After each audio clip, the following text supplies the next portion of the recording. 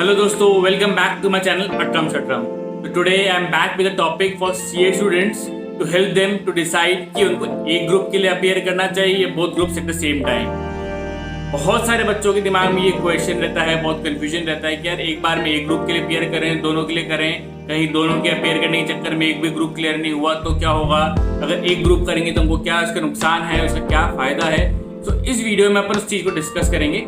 Whether you should appear for a single group at one time or whether you should appear for both the groups.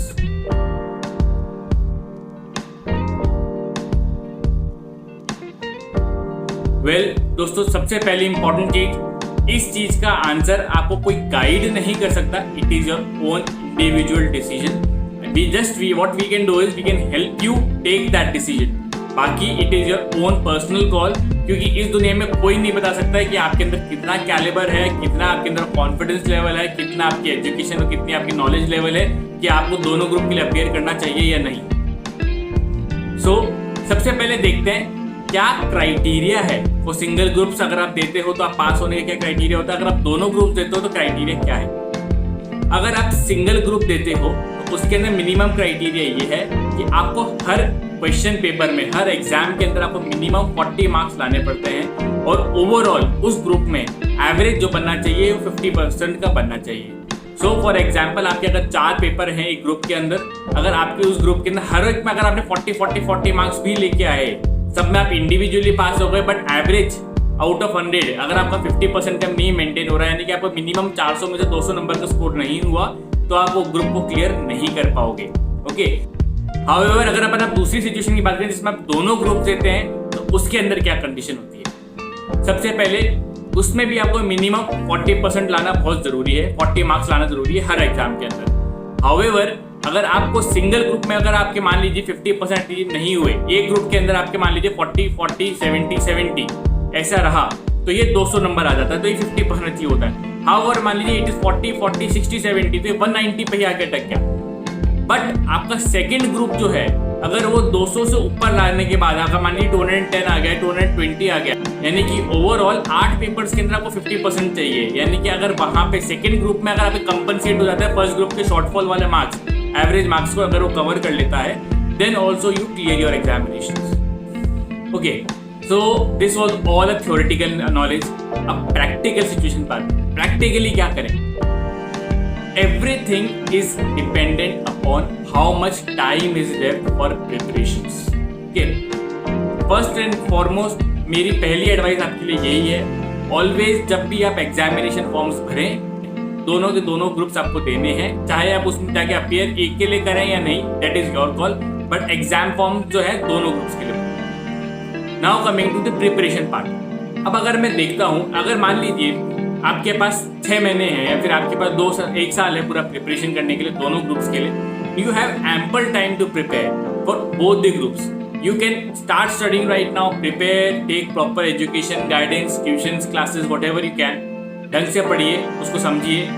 हमेशा ये ध्यान रखिएगा exams के date से पहले आपके पास एटलीस्ट 3 वीक्स का टाइम होना चाहिए टू रिवाइज योर सब्जेक्ट्स. अगर आपके पास 3 हफ्ते पहले का टाइम नहीं बच रहा है रिवीजन करने के लिए, तो आपको मजबूरन एक ग्रुप पे ही आ जाना चाहिए.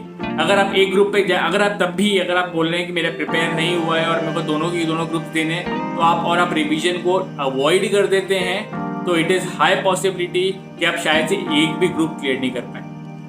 सो my advice to you is, if you have less time for revisions, if you have not completed your examination preparations, then please switch on your mode to single group only, whichever is on a stronger part. Give your 100% to that second group now and clear that. Okay. Now नुकसान क्या है इसके अंदर. जैसे ही आप एक group के लिए एग्जाम देते हैं, फॉर श्योर आपका हमेशा से आपने मान लिया कि आप 1 साल के अंदर एग्जामिनेशन क्लियर करेंगे, क्योंकि आप एक बार में एक ही अटेम्प्ट देंगे ग्रुप का, फिर सेकंड ग्रुप का सेकंड अटेम्प्ट देंगे, तो 6 महीने में होता है, तो ऑलरेडी 1 साल इसके अंदर निकल चुका है. Now let's understand how do you prepare, how do you decide, when do you decide one group or both groups. Please my personal advice, have or maintain a company of CA colleagues who can push you to achieve your goal and do not demotivate you. ऐसे दोस्तों की दोस्ती को थोड़ा time के लिए set aside कीजिए जो सीए की कलीग या फ्रेटर्निटी में नहीं है, उनके ऊपर ज़्यादा रखिए जो, बिकॉज जितना ज़्यादा प्रेशर आपको अपने कलीग्स की पढ़ाई से मिलेगा कि उसने कितना पढ़ लिया और तुमने कितना नहीं पढ़ा या तुम कितना उससे पीछे लैग कर रहे हो, वो आपको मोटिवेशन देगा, वो आपको प्रमोट करेगा, यार मेरे को भी पढ़ना है, मेरे को भी क्लोज करना है। नहीं तो अगर आप ऐसे लोगों के साथ उठोगे बैठोगे जो सीए में नहीं है या फिर जिनको सीए की वैल्यू नहीं मालूम, then it will be going to a big loss thing. Also never compare yourself to others. Okay? आपके सीए कलीग्स के साथ आप हैं, पढ़ रहे हैं, उनके साथ आपको मोटिवेशन मिल सकता है, उनकी गाइडेंस मिल सकती है, आपको कभी कभार नई चीज़ें मालूम पड़ती है, शायद से आप वो मिस कर चुके थे पिछले कोचिंग क्लासेस में, फिर आपको समझ में नहीं आया था, वो आपकी हेल्प कर सकते हैं।